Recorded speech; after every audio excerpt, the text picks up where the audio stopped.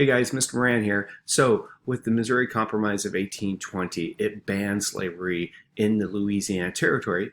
It's on this map is labeled as unorganized territory north of the 39 parallel line. So this line right here, it was saying everything north of that here was going to be closed to slavery except for Missouri right here, which was going to be a slave state. At the same time, when Missouri was added to the Union, Maine was added. So it kept this balance. And everything south of that line was going to be open to slaves. And the reason why the abolitionists are so upset about this was because before this was all settled, when the Louisiana Territory was purchased during Jefferson's time, the agreement was all that territory would be closed to slavery.